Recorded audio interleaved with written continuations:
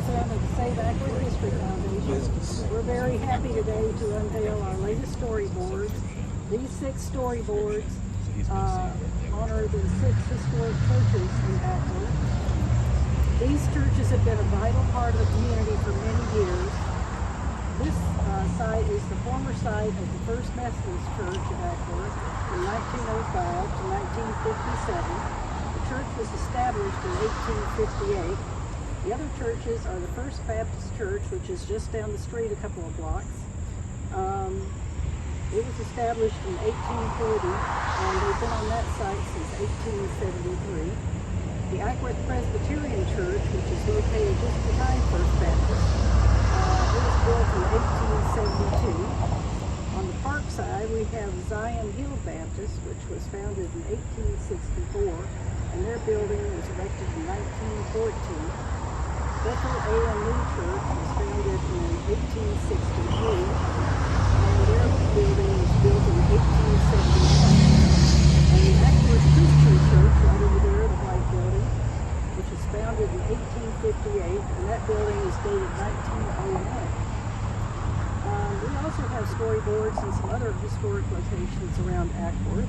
We have McCall Primary, the Roberts School, Coatsy Park Mill Village, the Nemo Well, Calvin Mill, and the Acworth Beach House, in addition to the Litchfield Inn site, which is at the corner of Western Street and Main Street, and the Caboose. So if you haven't visited those, please do. I'd also like to thank Andrew Bramlett for all the work he's done on this project over the years. And now I'd like to introduce Alderman Tim Richardson, who is our liaison with the city. And he's going to say a few words. Thank you, Tim. Thank you, Becca. Good morning, everybody. Good morning. How is everybody today? Great. Fantastic job the Save Acworth History Foundation has been doing for our city. And I made a few notes that we're going to talk about some of the great projects that they've handled over the past few years. Did you know they have completed over 80 oral history interviews, they're really video history interviews of people who were important in the formation of Acworth's recent history and are helping form Acworth's history today. Those are available on the Save Acworth History Foundation's YouTube channel. So go on over there and take a look at those. You'll see some great people, like our city manager, James Albright, is on there. And one of our town doctors, Dr. Rosenberger, has his video on there. So go over and take a look. In addition to that, they've also made over 15 videos on local history about different spots within our city. And those are really good. They're on the YouTube channel also. I counted 8 local history storyboards they've completed, not including the ones for the churches that we're here about today. The 6 that they're dedicating today are important about these churches' histories. Also, they have erected 2 bronze monuments here in town. One about Acworth's history during the Civil War, and another about Acworth's history and founding that's in front of the depot at Depot Park. Not only that, they also collect Acworth area yearbooks from the high schools, the old Acworth High School, North Cobb High School, and some others. So they have a collection of those in their office at City Hall. So if you're ever doing any research and need to find something from one of the yearbooks, give Becca and the team a call. They can help you out with that. Not only that, they've been instrumental in honoring businesses that were here in Acworth more than 50 years ago. As you stroll through downtown, the fence along the parking lot on the railroad side of the tracks, you'll notice that there are bronze plaques there honoring those businesses.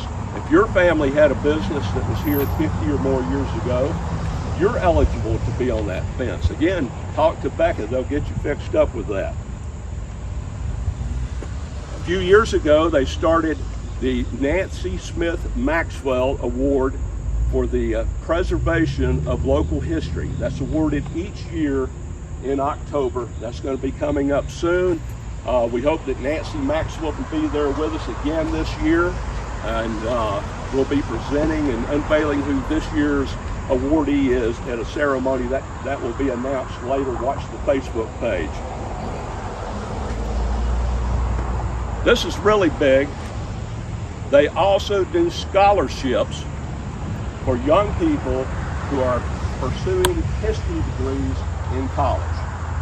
So far, in just the past couple of years, they've awarded $16,500 in scholarships, and they're going to continue awarding more.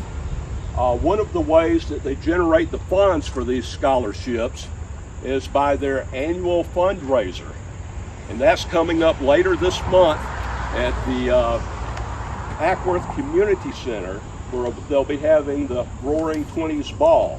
If you'd like to get tickets for that, you can go to the Save Ackworth History Foundation website and purchase your tickets online there, or you can come and talk to Becca or Alan about that, and they'll make sure you get tickets. One thing that we can see that they also assisted with is right across the street is the Ackworth Christian Church, where the Save Ackworth History Foundation was very instrumental, especially in the early days of the church restoration.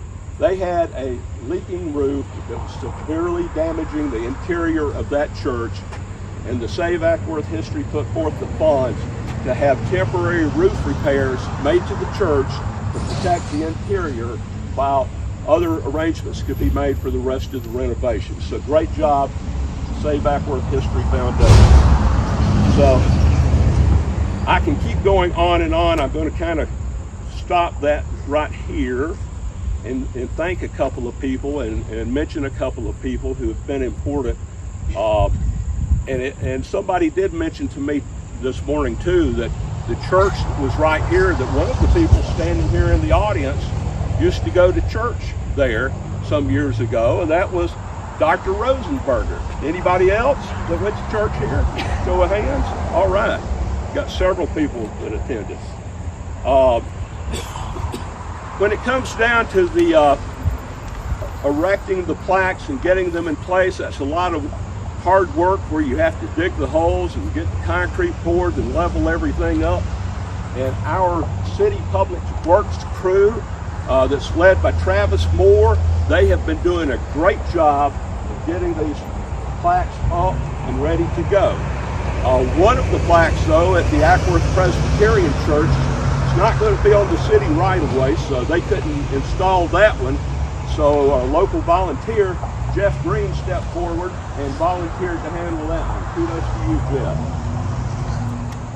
And the last thing I'm going to say is I'd like to personally thank Becca Keenel and Andrew Bramlett.